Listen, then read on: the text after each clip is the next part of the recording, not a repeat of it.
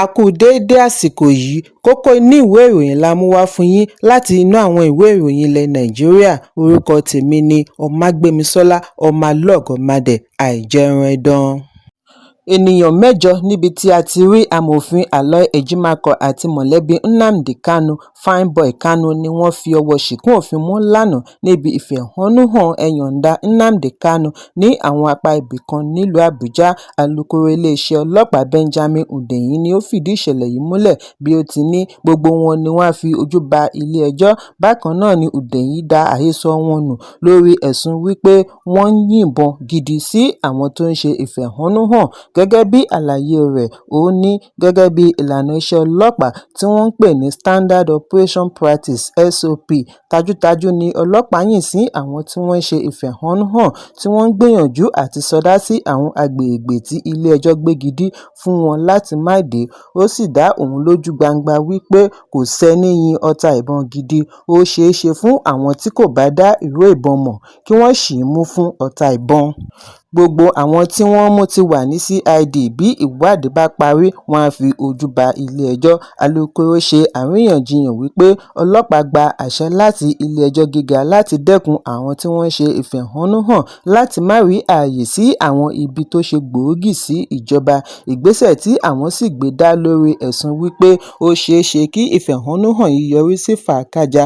Àwọn kò sì lè lajú sílẹ̀ kí èyí wáyé nítorí ìrírí wọn àtẹ̀yìnwá. Èyí ń wáyé bí agbẹjọ́rò Kanu Aloy Ejimakor ṣe fìdí ẹ̀ múlẹ̀ wípé òun ṣì wà ní àhámọ́ nínú ọgbà ẹ̀wọ̀n Kùjé lẹ́yìn wákàtí 24 tí wọ́n ti fi ọwọ́ ṣìkún òfin mú níbi ìfẹ̀hónúhàn. Ejimakor fi àlàáfíà rẹ̀ dá àwọn alátìlẹyìn rẹ̀ lójú. Lórí ẹ̀rọ abánidọ́rẹ̀ẹ́ X ni ó ti fi ẹ̀hónú rẹ̀ hàn lórí ọwọ́ tí ọlọ́pàá fi mú ẹ̀sùn rẹ̀. Bákan náà ni Ejimakor ṣe ẹ̀sùn wípé àwọn aláṣẹ mọ̀ọ́mọ̀ mú ẹ̀sùn rẹ̀ lọ ilé-ẹjọ́ ní agbègbè Kùjé yálà tí ó yẹ kí wọ́n gbé e lọ ilé-ẹjọ́ májísírèètì nígboro. Ejimakor wà lára àwọn tí wọ́n kópa nínú ìfẹ̀hónúhàn ẹ̀yọ̀ǹda Kanu àná tí ajàfẹ́tọ̀ọ́ ọmọnìyàn Ọmọyẹlé Sowore darí. Amúgbálẹ́gbẹ̀ẹ́ Ààrẹ Bọ́lá Tinubu lórí ìròyìn àti ọgbọ́n inú Báyọ̀ Ọ̀nànúgà ké sí àjọ alámòójútó òfin ní Nàìjíríà kí wọ́n dá sẹ̀ríà fún Ejimakor fún bí ó ti kópa nínú ìfẹ̀hónúhàn tó ń lọ lọ́wọ́ ní ìlú Àbújá.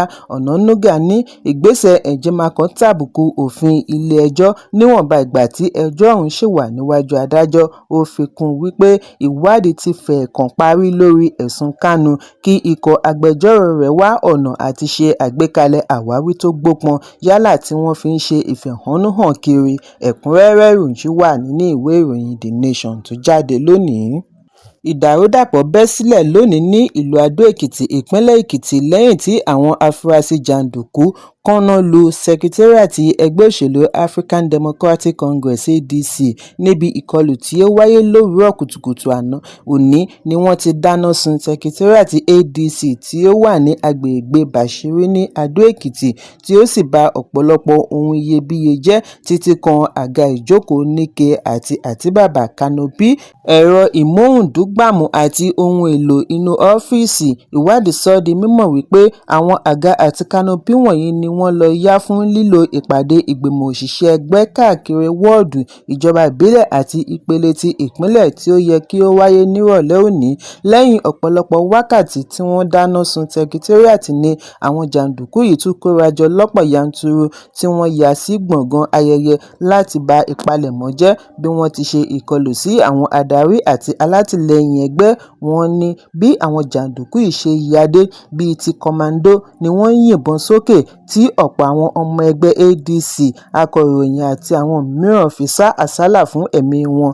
Láàrin èyí ni wọ́n ba ọ̀pọ̀lọpọ̀ ọkọ̀ àti alùpùpù jẹ́ tí wọ́n ba àga àti kánópì jẹ́ kọjá ààlà. Lẹ́yìn ìṣẹ́jú 15 tí àwọn jàǹdùkú yìí sá lọ ni akọ̀wé gbogbogbò fún ẹgbẹ́ ADC Rauf Arẹ́gbẹ́ṣọlá dé pẹ̀lú ètò ààbò tó le tí wọ́n sì tẹ̀síwájú pẹ̀lú ìfilọ́lẹ̀ àwọn òṣìṣẹ́ ẹgbẹ́ tuntun tí wọ́n ṣẹ̀ṣẹ̀ yàn. Ẹ̀kúnrẹ́rẹ́ ìròyìn wà nínú ìwé ìròyìn The Nation tó jáde lónìí. Ààrẹ Bọ́lá Tinubu ti yan Dókítà Bernard Mohammed Doro gẹ́gẹ́ bí mínísítà tuntun láti ìpínlẹ̀ Plateau. Ìgbésẹ̀ yìí wáyé lẹ́yìn ìyànsípò mínísítà àná fún ìgbáyé-gbádùn ará ìlú Ọ̀jọ̀gbọ́n Nentawe Goswe Iweala gẹ́gẹ́ bí alága gbogboògbò fún ẹgbẹ́ òṣèlú All Progressives Congress (APC). Iweala wá láti ìpínlẹ̀ Plateau. Agbẹnusọ ààrẹ Báyọ̀ Ọ̀nànúgà tí ó ṣe ìkéde yìí lónìí ní ìyànsípò yìí yóò fìdí múlẹ̀ lẹ́yìn tí ilé-ìgbìmọ̀ bá bu ọwọ́ lù ú, ṣùgbọ́n ààrẹ ti fi gbogbo àkọọ́lẹ̀ rẹ̀ dítẹ́ẹ̀sì ránṣẹ́ sí ilé aṣòfin. Doro ni wọ́n bí ní ọjọ́ 23 oṣù Kínní ọdún 1969 ní Kwali, ìjọba ìbílẹ̀ Bassa, ìpínlẹ̀ Plateau. Ọ̀nànúgà ní ìrírí rẹ̀ lé ní 20 ọdún nílẹ̀ yìí àti lókè òkun. Èyí ń wáyé bí ilé aṣòfin ṣe bu ọwọ́ lu àbá ẹ̀wọ̀n gbére tako àwọn tí wọ́n ní ìbálòpọ̀ pẹ̀lú àwọn ọmọdé (pedophiles). Gẹ́gẹ́ bí àbá, wọ́n ní ẹnikẹ́ni ìṣọkùnrin ìṣobìnrin tí ó bá ní ìbálòpọ̀ pẹ̀lú ọmọdé yóò kojú ẹ̀wọ̀n gbére láìsí àǹfààní fún owó ìtanràn.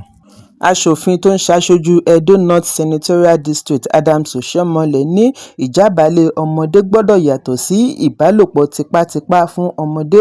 Ó jẹ́ ọmọ tí kò tíì mọ ìyàtọ̀ ìbálòpọ̀ tí wọ́n fi ọwọ́ sí àti èyí tó jẹ́ tipátipá, tí ayé rẹ̀ sì lè tibẹ̀ bàjẹ́. Gbogbo àwọn tí wọ́n bá lọ́wọ́ nínú èyí gbọ́dọ̀ jìyà tó pọ̀, bí ó ti ní kí wọ́n fún wọn ní ẹ̀wọ̀n 20 ọdún láìsí ààyè fún owó ìtanràn. Ṣùgbọ́n ọ̀pọ̀lọpọ̀ aṣòfin ní Red Chamber ni wọ́n ṣe lòdì sí èyí, bí Sínátọ̀ Muhammad Adamu Alero láti Gbọ̀ngàn Kebbi ṣe dábàá ẹ̀wọ̀n ayérayé fún ìṣọkùnrin ìṣobìnrin tí ajé ìwà ìbàjẹ́ bá ṣí mọ́ lórí. Ẹ̀kúnrẹ́rẹ́ ìròyìn wà nínú ìwé ìròyìn Daily Post tó jáde lónìí. Kókó ní ìwé ìròyìn tòní kò ní jù báyìí lọ. Ẹ pàdé mi lọ́la fún àkọ́tún ìròyìn. Kí a tó lọ, ẹ má ṣaláì fi àkíyèsí yín ránṣẹ́ kí ẹ sì bá wa subscribe sójú náà wa lórí YouTube kí kókó ní ìwé ìròyìn lè máa tẹ̀ yín lọ́wọ́ ní kíákíá.